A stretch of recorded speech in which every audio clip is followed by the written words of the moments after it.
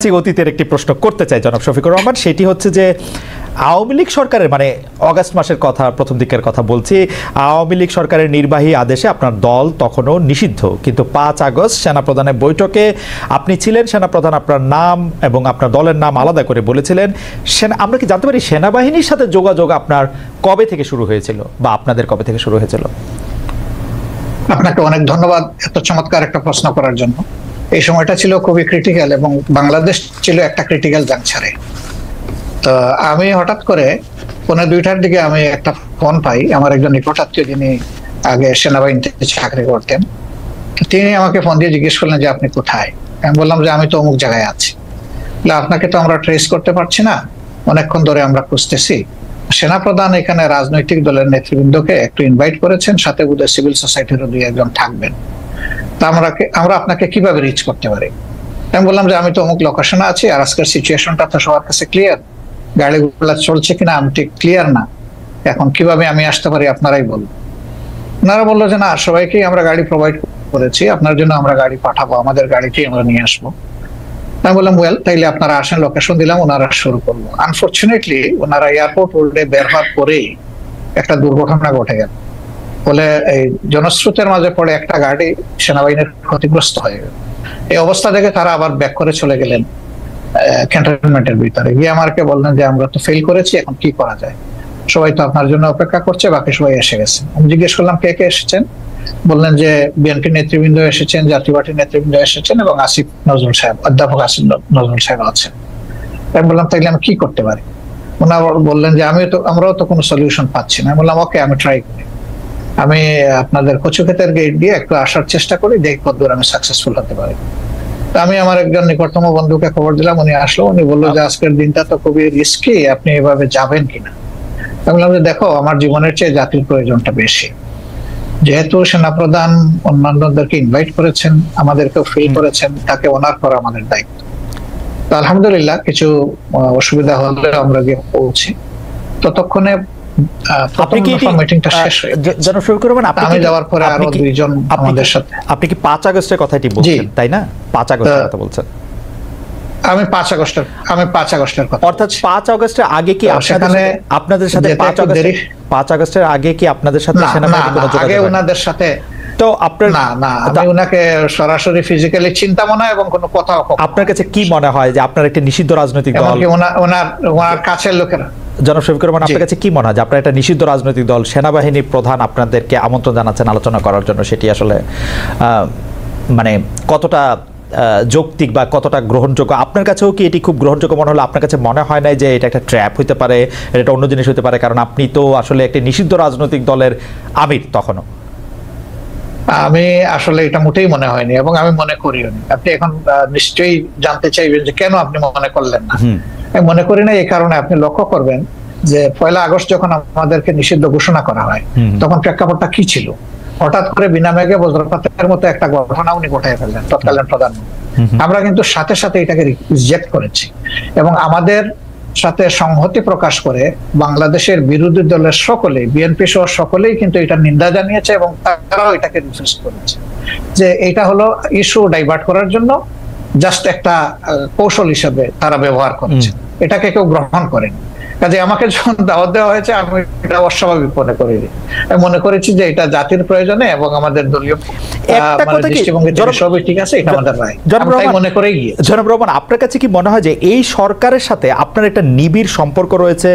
বা অনেকে এটাও বলে থাকেন যে আন্দোলনটি হয়েছে আওয়ামী লীগ সরকারের বিরুদ্ধে, অবশ্যই আওয়ামী লীগ সরকার ফেসিস্ট একটি সরকার ছিল, যে সরকার 15 বছর ধরে মানুষের গণতান্ত্রিক অধিকার হরণ করে রেখেছিল, কিন্তু এই সরকারের বিরুদ্ধে যে আন্দোলন হয়েছিল সেই আন্দোলনে কি জামায়াত ইসলামের একটা বড় ভূমিকা ছিল? এই সরকার যারা এইটা করতে এসছে তাদের কি আসলে, তাদের সাথে কি জামায়াত ইসলামের একটা অনেক নিবিড় সম্পর্ক রয়েছে? কেন আমি এই প্রশ্ন করছি একটু আমি বলে রাখি। আমরা কিন্তু দেখতে পাচ্ছি ঢাকা সহ বা মানে ঢাকা, যদি আমি স্পেসিফিক আমি কিছু নাম বলি, পাবলিক ইউনিভার্সিটিগুলির উপাচার্য পদে বা অন্যান্য অনেক কি পজিশনে যাদের নিয়োগ দেওয়া হচ্ছে, অনেকেই বলছে তারা আপনাদের লোক। এই সরকারের মধ্যে জামায়াতে ইসলামী সবচেয়ে বেশি ডালপালা মিলছে বা সবচেয়ে বেশি প্রভাব বিস্তার করছে, এরকম দেখা যাচ্ছে মনে হচ্ছে। ওয়েল, আপনি যেটা বলেছেন সেটা আমি এইভাবে দেখছি না। আমি দেখছি যে উপদেষ্টার মহোদয়দের সাথে আমাদের একদিনই কিন্তু ফর্মাল সিটিং হয়েছে। পার্সোনালি কারো কারোর সাথে সম্পর্ক আছে, তাদের সাথে হয়তো পার্সোনাল লেভেলে কথা হয়েছে, কিন্তু ফর্মাল মিটিং আমাদের একদিনই হয়েছে, যেদিন প্রথমে বিএনপিকে ডাকা হয়েছিল, তারপরে আমাদেরকে, এরপরে অন্যান্য দলকে একত্রে ডাকা হয়েছিল। 3টা স্লটে তারা কনভারসেশন করেছিলেন বা ভিউজ এক্সচেঞ্জ করেছিলেন। তা আমরা সেখানে একটা কথা বলেছিলাম যে এখানে ব্যাপক সংস্কারের প্রয়োজন হবে, 15.5 বছরের অনেক জঞ্জাল সৃষ্টি হয়েছে, তো ক্লিয়ার করা লাগবে।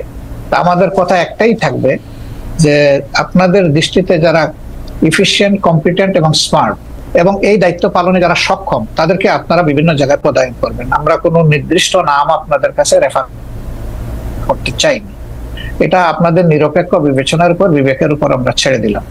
আর যারা এখানে নিয়োগ পাচ্ছেন, কোনো শিক্ষককে আমরা বা অন্য কোনো দলের এইভাবে আমি আসলে কালার করতে একেবারে মোটেই রাজি না। কারণ শিক্ষক শিক্ষকই, তার মর্যাদা সকল ছাত্রের কাছে, তার পরিচয় তিনি একজন শিক্ষক। সেই হিসাবে তাকে যদি কোনো দলীয় রূপ দেওয়া হয়, তাহলে এটা তাদের প্রতি জাস্টিস হয় না, আর তারা দায়িত্ব পালনেও সেই রকম সক্ষম হবেন না। এই জন্য এই বিষয়টাকে কে কিভাবে দেখছেন আমরা জানি না, কিন্তু আমরা এইভাবে দেখছি। ওকে, আপনারা কি তাহলে শিক্ষককে আপনারা শিক্ষকই বলতে চাইছেন? আমি জাস্ট এক লাইনে জানতে চাইতেছি, আওয়ামী লীগও যাদেরকে নিয়োগ দিয়েছিল তারা তো শিক্ষকই ছিলেন, কিন্তু তাদের কিন্তু আমরা দেশব্যাপী, রাষ্ট্রব্যাপী বিভিন্ন জায়গায় বিভিন্ন অমর্যাদা হতে দেখেছি। তাদেরকে পদত্যাগ করতে বাধ্য করা হয়েছে, তাদেরকে বিভিন্ন ধরনের লাঞ্ছনা বা গঞ্জনার মধ্যে দিয়ে যেতে হয়েছে। সেটা আপনি আসলে কিভাবে দেখেছেন? জামাত ইসলাম কিভাবে দেখেছেন? আমি কিভাবে দেখছি সেটা একটা ইম্পর্টেন্ট প্রশ্ন। যারা শিক্ষক হিসেবে তখন বিভিন্ন পদে দায়িত্ব পালন করছিলেন, কেউ বিসি ছিলেন, কেউ প্রো বিসি ছিলেন, প্রক্টর ছিলেন, অ্যাসিস্ট্যান্ট প্রক্টর ছিলেন, প্রভোস্ট ছিলেন, এই ধরনের বিভিন্ন বিশ্ববিদ্যালয়ে যে কাঠামোটা থাকে, প্রশাসনিক কাঠামো। কিন্তু আমরা সেখানে কি দেখলাম? আমরা সেখানে দেখলাম যে বছরের পর বছর সেখানে একটা ছাত্র সংগঠন দাপিয়ে বেড়াচ্ছে, সবকিছুতে গণরুম সৃষ্টি করেছে, মানুষ পিটিয়ে মারছে, ঠান্ডার মধ্যে রেখে দিয়েছে ফেলে। সেখানে সে নিউমোনিয়া আক্রান্ত হয়ে একটা ছেলে ঢাকা বিশ্ববিদ্যালয়ের মারা গেল। তারপরে বুয়েটের আবরারের যে ঘটনা, অত্যন্ত নৃশংস ঘটনা। সেই ক্ষেত্রে আমরা কিন্তু শিক্ষকদের কাছে যা আশা করি সেই পারফরমেন্সটা তারা কিন্তু তখন করেন। কিন্তু তারপরেও আমি বলবো যে শিক্ষকের অমর্যাদা এটা কোনোভাবেই হওয়া উচিত নয়। তার আলটিমেট পরিচয় তিনি একজন শিক্ষক। তিনি যদি তার কার্যকলাপের কারণে তার নিজের শিক্ষার মর্যাদা নষ্ট করেও থাকেন, তবুও শিক্ষককে কেউ অমর্যাদা করুক, এটা আমাদের মোটেই পছন্দ না। আচ্ছা, আমি একটু আবার অনেক বিষয় নিয়ে আপনার সাথে কথা বলতে হবে। আমরা অনেকে, মানে আপনি এসেছেন বলে অনেকে আমাদের অনুষ্ঠান দেখছেন, সেজন্য আপনি আমার তাড়াহুড়াকে একটু ক্ষমা সুন্দর দৃষ্টিতে দেখবেন, কিন্তু অনেক বিষয় নিয়ে আপনাকে প্রশ্ন করতে হবে, অনেক বিষয় আমাদের জানার আছে। আমি একটু আপনার গঠনতন্ত্র থেকে, জামাত ইসলামের গঠনতন্ত্র থেকে একটু পড়ি। জামাত ইসলামের গঠনতন্ত্রের 6 বলছে যে কেবল আল্লাহ তাআলার বিধানকেই একমাত্র হিদায়াত হিসেবে মানিয়া লইবে এবং আল্লাহ তাআলার দেয়া শরীয়তের বিপরীত যাবতীয় নিয়মনীতি এবং পন্থা পদ্ধতিকে প্রত্যাখ্যান করিবে, মানে জামাত ইসলামের একজন সদস্য।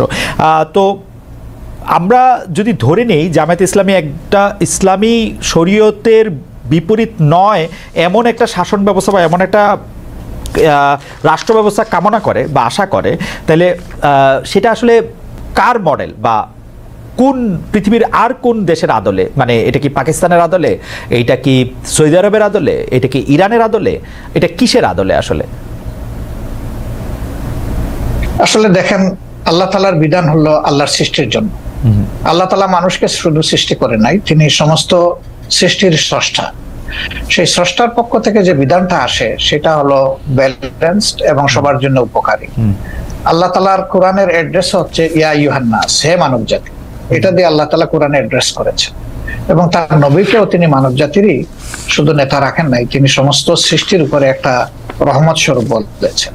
তো আমরা সেই আদর্শকে অবশ্যই আমরা লালন করি, ধারণ করি, এবং আমরা বিশ্বাস করি এর মাধ্যমে মানব জাতির কল্যাণ নিহিত এবং মানব জাতি কল্যাণ পাবে। যেমন ধরেন, একজন কমিউনিস্ট পার্টির সদস্য, তিনি বিশ্বাস করেন যে কমিউনিজমের মাধ্যমে মানুষের মুক্তি। যারা সোশ্যালিস্ট তারা মনে করেন সোশ্যালিজম মানুষকে মুক্তি দিতে পারবে, অন্তত অর্থনীতি মুক্তি। তো এরকম এক একটা আদর্শ রয়েছে, সেই আদর্শের অনুসারে তার আদর্শকে আপহোল্ড করবেন, এটা খুবই সহজ। আমরাও সেই দিক থেকেই করি। এখন আপনার প্রশ্ন হলো যে এটা কি পাকিস্তান মডেল হবে নাকি অন্য কোনো দেশের মডেল হবে? না, এটা আল্লাহ তাআলা স্রষ্টা আর তার মেসেঞ্জার যারা ছিলেন, শুধু মুহাম্মদ সাল্লাল্লাহু আলাইহি ওয়াসাল্লাম না, এর আগেও যারা পয়গম্বর এসেছেন বা প্রফেট সাল্লাল্লাহু আলাইহি ওয়াসাল্লাম যারা এসেছেন, তারা তাদের যে মডেল, আমরা ওই মডেলটাকেই আমরা অনুসরণ। তো ডক্টর কিন্তু সবার মডেলটা দুনিয়ায় এখন বাস্তবে নেই। আছে মুহাম্মদুর রাসূলুল্লাহ সাল্লাল্লাহু আলাইহি ওয়াসাল্লামের মডেলটাই বাস্তবে আছে। ডক্টর রহমান, সেটা হচ্ছে মদিনায়। জি ডক্টর রহমান, আমি একটু শেষ করি। মদিনা কেন্দ্রিক যে শাসন ব্যবস্থা ছিল, সেই শাসন ব্যবস্থায় সকল দল ধর্মের মানুষের নিরাপত্তা সকল দিক থেকে, তার জানের মালের ইজ্জতের নিরাপত্তা নিশ্চিত হয়েছিল। তা আমরা সেই মডেলটাকেই মনে করি উপকারী মডেল। ওকে ডক্টর রহমান, আপনার কাছে কি মনে হয় না যে আপনি মানে মদিনার পরে এটি আর কোনো দেশে কার্যকর হয়েছে, কোন একটি মডেল হয়েছে, সেরকম কি আপনার কোনো কিছু একটা মনে হয় যে এইটা আমরা উদাহরণ হিসেবে নিতে পারি কোন আরব বিশ্বে, কোন মুসলিম বিশ্বে, কোন মুসলিম? দেখেন, দুইজন মানুষ যেমন হুবহু সমান হয় না, ঠিক দুইটা সভ্যতা হুবহু সমান আমি পাবো না। হয় এর চেয়ে উন্নত হবে, না হয় একটু অবনত হবে। রাইট। তো পরবর্তী পর্যায়ে আমরা যদি উসমানিয়া সভ্যতার কথাটা ধরি, সেটা দুনিয়ার বহু জায়গায় বিস্তৃত ছিল এবং এটা 1 বছর 2 বছর, 1 দশক 2 দশক না, বরঞ্চ শতকের পর শতক ছিল। সেখানে মুসলমানরা সংখ্যালঘিষ্ঠ ছিল, বিভিন্ন দেশ যেগুলো শাসন করেছে, এখন তার স্মৃতি পাথরগুলা রয়ে গেছে দুনিয়ার বিভিন্ন জায়গায়। তো তারা সেদিন যে নৈতিকতার বলে শাসন করেছিলেন, মানুষকে সুশাসন উপহার দিয়েছিলেন, এই জন্য মানুষও তাদেরকে এইভাবে মেনে নিয়েছিল। শুধুমাত্র তলোয়ার আর বন্দুকের জুড়ে কিন্তু তাদের এই বিস্তৃতি ঘটেনি, ঘটেছিল তাদের গুণাবলীর কারণ। এবং সেই গুণাবলী তারা কোরআন সুন্নাহর গুণাবলী ধারণ করেছেন বলেই বিশ্বকে তারা শান্তির দিকে নিয়ে যেতে পেরেছিলেন এবং মানুষও তাদেরকে আনন্দ চিত্তে। কিন্তু যুগের ব্যবধানে সেখানে যখন পরিবর্তন বা বিকৃতি আসলো, তখনই মানুষও ক্ষতিগ্রস্ত হলো, এই শাসন ব্যবস্থাও ক্ষতিগ্রস্ত। কোরআন সুন্নাহর গুণাবলীর কথা আপনি বলছিলেন, কিন্তু আমরা কিন্তু বাংলাদেশে দেখতে পাই আপনারাই একমাত্র ইসলামিক দল নন, আরো অনেক ইসলামিক আদর্শের প্রতিষ্ঠান রয়েছে, দল রয়েছে, মতবাদ রয়েছে, তাদের কেউ কেউ সাথে আপনাদের বিরোধ রয়েছে। আমরা কি করে বুঝবো যে জামাতে ইসলামী প্রকৃত কোরআন বা রসুলের দেওয়া শরীয়তের অনুসারী? সেটা আমরা কিভাবে নিশ্চিত হব? কারণ এরকম অনেকে আছে যারা। খালেদ মহিউদ্দিন, আপনি দেখেন যে আপনার ঘরে কিন্তু, জি বলেন, আপনার পরিবারে আপনি একমাত্র সদস্য নন। রাইট। আমি আশা করছি যে সেখানে আপনার মিসেস আছেন, আপনার ছেলেমেয়েরা আছে। এই 4-5জন যারা আছে তাদের মত কিন্তু সব ব্যাপারে যে এক হয়ে যায় বিষয়টা এমন না, কিন্তু তারপরে পরিবার কিন্তু চলে, পরিবার কিন্তু ভেঙে যায় না। মতের ভিন্নতা থাকবে, এটাও একটা সৌন্দর্য। এবং ভিন্নতা যখন থাকে তখন অনেক কিছু ডাইভার্সিটি চিন্তা করার সুযোগ থাকে। আমাদের মধ্যেও সেই রকম ভিন্নতা আছে, এটা সকল ধর্মেই আছে, এই ভিন্নতা সকল ধর্মে আছে। এটাকে বড় কোনো ম্যাটার হিসাবে আমরা দেখি না। তবে যারা ট্রুলি মানে ইসলামের ফলোয়ার, তারা এক কোরআন মানেন, এক আল্লাহ মানেন, এক রসুল মানেন, এই 3 জায়গায় তাদের কোনো মানে দ্বিমত নাই। সুতরাং মতের মূল জায়গাটা ঠিক আছে, বাকি জায়গাগুলা খুঁটিনাটি একটু এদিক সেদিক হতেই পারে, এটা কোনো বড় ব্যাপার না। আচ্ছা, আমরা যদি এই প্রশ্নটা এইভাবে এখন আনি যে 5 আগস্টের পরে সংখ্যালঘু সম্প্রদায় আক্রান্ত হয়েছে, পরে মাদ্রাসা ছাত্রদের মন্দির পাহারা দিতে হয়েছে, সম্প্রতি আবার মাজার ভাঙার ঘটনা হচ্ছে, সম্প্রতি বলতে 1-2 সপ্তাহের মধ্যে মাজার ভাঙার ঘটনা ঘটেছে, দরবার আক্রমণ করা হচ্ছে তৌহিদি জনতার কথা বলে। এই তৌহিদি জনতার বিষয়ে জামায়াতের অবস্থান আসলে কি? দরবার, পীর, ওরস, মাহফিল, সুফিবাদ, জামাতের একজন নেতা বা কর্মী ব্যক্তিগতভাবে এসব চর্চায় থাকতে পারে কিনা, অংশ নিতে পারবে কিনা? আমাদের দৃষ্টিভঙ্গি পরিষ্কার এবং আমাদের দৃষ্টিভঙ্গি এটা নিজস্ব না, এটা কোরআনের দেওয়া দৃষ্টিভঙ্গি। সেটা হচ্ছে লা ইকরাহা ফিদ-দীন, দিনের ব্যাপারে কোনো বাড়াবাড়ি চলবে না। এখন কোনো মানুষের উপরে কারো আদর্শ চিন্তাধারা চাপায় দেওয়ার কোনো অবকাশ নেই। মানুষের মনোজগতে যখন পরিবর্তন আসবে, মানুষ যখন নির্দিষ্ট কোনো আদর্শকে ধারণ করবে, তখনই সেই আদর্শ কেবল বিজয় লাভ করতে পারে। এটি তার নৈতিক বিজয়, এটি তার প্রশাসনিক বিজয় এবং এটি তার রাজনৈতিক বিজয়। তা আমরা এই ধরনের কার্যকলাপের কখনো সমর্থক নই এবং আমরা সমর্থন করব না। আর যেটা বলেছেন যে মসজিদ আক্রান্ত হওয়ার পরে পাহারা, না, এই কথাটা ঠিক না ভাই। প্রথম 3 দিন কিন্তু বাংলাদেশে কোনো সরকার ছিল না। তা আমি মাঝে মাঝে বলতাম যে এখন প্রকৃত জনগণের সরকার চলতেছে। আমরা কিন্তু দ্বিতীয় দিন সকালবেলা থেকে সকল মন্দির পাহারা দেওয়া শুরু। মন্দির ঠিক শুধু মন্দির পাহারা দিচ্ছেন আপনার, সেটি আমরা দেখছি, কিন্তু মাজার আক্রমণ সম্পর্কে বা মাজার ভেঙে ফেলা, তারপরে হচ্ছে দরবার আক্রমণ করা, সেগুলি সম্পর্কে পীর, ওরস, মাহফিল, সেগুলি না, আমরা এগুলা জোর করে কোনো কিছু প্রয়োগ করা, এটা আমরা পছন্দ করি না এবং কারোই কোনো ব্যাপারে আইন হাতে তুলে নেওয়াকে আমরা সমর্থন করি না। জনাব শফিকুর রহমান, আপনি কি জানেন যে আপনি কি জানেন কিছু মাজার, দরবার এগুলিকে আক্রমণ করা হয়েছে? আমরা এগুলা জানি না এমন না, আমরা জানি, কিন্তু জামাত ইসলামী তার অবস্থান জানায় না, এগুলা প্রতিবাদও করি যখন যেটা আমরা উপযুক্ত মনে করি। জামাত ইসলামী কি এগুলা কখনো সমর্থন করে নাই, কখনো সমর্থন করব না। সমর্থন না করলেও আপনারা প্রতিবাদ কি করেছেন?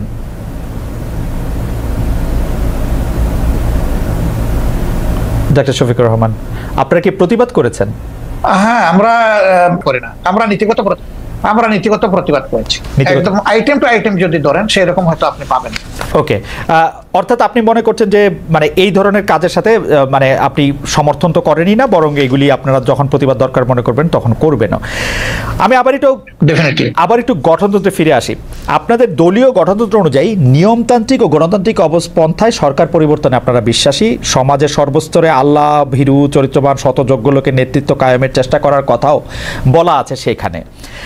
কিন্তু আমাদের প্রশ্ন, আপনারা বিভিন্ন সময়ে যেসব দলের সঙ্গে রাজনৈতিক জোট করেছেন, এক পথে হেঁটেছেন, এক ভাষায় কথা বলেছেন, আওয়ামী লীগ, বিএনপি, আবার অনেক আপনারা জানেন আপনারা জোটের মধ্যে ছিলেন, তাদের মধ্যে কি আপনারা এসব বিষয়ে দেখেছেন নাকি আপনাদের রাজনীতিতেও আসলে মানে নাকি আপনাদের রাজনীতিতেও সেটা তাদের মধ্যে আমরা দেখেছেন কিনা, নাকি আপনাদের রাজনীতিতেও শেষ কথা বলে কিছু নাই, ক্ষমতা রাজনীতি আপনাদের? আমরা বিষয়টা আমরা ওইভাবে নেইনি। আমরা নিয়েছি যখনই দেশে কোনো ধরনের ফ্যাসিজম অথবা মানে মানুষের উপর চাপে দেওয়া কোনো শাসন যখন এসেছে, কোনো অন্যায় কার্যকলাপ যখন সরকারের পক্ষ থেকে চালানো হয়েছে, তখন আমরা তার প্রতিবাদ করেছি। এবং প্রতিবাদ করতে গিয়ে একই সুরে যারা প্রতিবাদ করেছেন, সঙ্গত কারণে তাদের সাথে আমাদের মিশে গেছে বিষয়টা। এবং আমরা একটা জোটও করেছিলাম, 4 দলীয় জোট, যেটা পরবর্তী পর্যায়ে 20 দলীয় জোটে ক্রমান্বয়ে সময়ের ব্যবধানে রূপান্তরিত হয়েছিল। যদিও এখন আমাদের সেই রকম কোনো রাজনৈতিক জোটে আমরা নেই, বা অনেকেই নাই। যদিও ছোটখাটো 2-1টা জোট আছে, এটা অন্য ব্যাপার, কিন্তু 20 দলীয় জোট নাই, 4 দলীয় জোট নাই। তো জোটে আমরা গিয়েছি, এটা আমাদের রাজনৈতিক কৌশলগত ব্যাপার ছিল, কিন্তু আদর্শিক কোনো ঐক্য এটা ছিল না। যার যার এক একটা আদর্শ আছে, সে তার কর্মীদেরকে কিভাবে কোন মন মানসিকতা গড়ে তুলবে, এটা প্রত্যেকটা দলের নিজস্ব। এটা শুনতে যত ভালো, এটাকে আসলে অতটা বাস্তব। আপনি বলছেন আদর্শিক কোনো মতবাদ নেই, অথচ আমরা দেখছি আমিরে জামায়াতকে তৎকালীন আপনারা বিএনপির প্রধানমন্ত্রীর সাথে ক্যাবিনেটে বসছেন, সেক্রেটারি জেনারেল ক্যাবিনেটে বসছেন। তো যদি মতের মিল না থাকে, যদি আদর্শের মিল না থাকে, আপনারা ক্যাবিনেটে বসে একই সাথে দেশ শাসন করলেন 5 বছর, সেটি কিভাবে সম্ভব হলো? সেটা ছিল রাজনৈতিক অ্যারেঞ্জমেন্ট, এটা আদর্শিক অ্যারেঞ্জমেন্ট না। রাজনীতি আদর্শ থেকে বাইরে, তিনটা মন্ত্রণালয় রাজনীতিকে আদর্শ আমাদের যে স্লোগান, হ্যাঁ না, আমাদের যে স্লোগান, সেই স্লোগানটা হচ্ছে যে মানুষকে সুশাসন দিতে হলে অবশ্যই সৎ লোক লাগবে।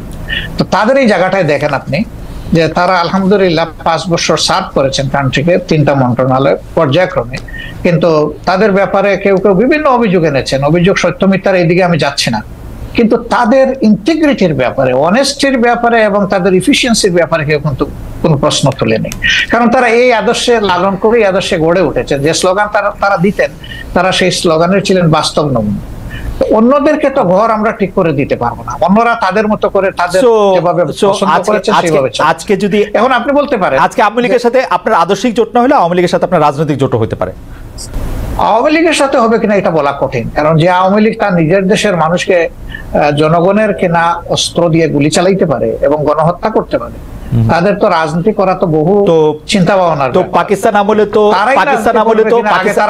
পাকিস্তান আমলে 1971 সালে তো আমাদের পয়সা দিয়ে কেনা অস্ত্র দিয়ে বাঙালিদের মারা হলো, কিন্তু জামাত ইসলামী তো তার বিরোধিতা করে নাই। হ্যাঁ, তার বিরোধিতা করে নাই, করেছে, সেই প্রশ্নে আমি আজকে যাব না। 2টা কারণে যাব না। আমি একজন মানুষ, ফরওয়ার্ড লুকিং মানুষ। আমি ওই যে পিছনের দিকে মানে বেশি দৌড়াদৌড়ি ছুটাছুটি করাকে একটা জাতির জন্য কোনো ইতিবাচক বিষয় মনে করি না। 2 নম্বর হলো, এই ধরনের বিষয়ের যত বেশি চর্চা হবে, জাতি তত বেশি বিভক্ত হবে। একটা বিভক্ত জাতি কখনো দুনিয়া সম্মানের আসনে বসতে পারে না। সম্মানের আসনে বসতে হলে, সত্যিকারের উন্নয়ন এবং শান্তি দেশবাসীকে উপহার দিতে হলে কিছু পয়েন্টে অন্তত পক্ষে সবাইকে একমত হতে হবে, দেশের স্বার্থের ব্যাপার যেখানে জড়িত। আমি ওই বিষয়ে যাচ্ছি না। দ্বিতীয়, আমি আরেক কারণে যাব না, যে তখন আমি এনাফ ম্যাচিউর না, বয়সের দিক থেকে আমি বুদ্ধ, রাজনীতিকে অ্যানালাইসিস করার শক্তি আমার ছিল না। আমি এই আঙ্গিনার কেউ ছিলাম। শফিকুর রহমান মানে ওই আমলে মানে আসতেছি, কথাটা আমাকে শেষ করতে দেন। কিন্তু এটা তো ঠিক যে লাখ লাখ মানুষ মারা গেছে, কয় লাখ মারা গেছে, এই বিতর্কেও আমি যাব না। আমি ওই বিতর্কও পছন্দ করি না। একটা মানুষও যদি নিরীহ মানুষ অন্যায়ভাবে মারা যায়, সেটাও তো অন্যায়, সেটাও তো অপরাধ। সুতরাং এই কাজ যারা করেছে অবশ্যই এটা নিন্দনীয় ব্যাপারে কোনো সন্দেহ নেই। ডক্টর শফিকুর রহমান, এতে আমারও কোনো সন্দেহ নেই, কিন্তু শুধু আমি এটা বলছিলাম যে আমাদের যদি কোনো একটা বিষয় বিশ্লেষণ করার জন্য ওই সময়ের ব্যাপারে যদি যথেষ্ট মানে মানে ওই উপস্থিতিটা না থাকে, আপনি এটা থেকে বলতেই পারেন যে আপনি আসলে ওই ব্যাপারে বলতে চান না, কিন্তু দল হিসাবে জামায়াতে ইসলামের নিশ্চয়ই একটি অবস্থান পরিষ্কার করার ব্যাপার রয়েছে, সেটি আপনি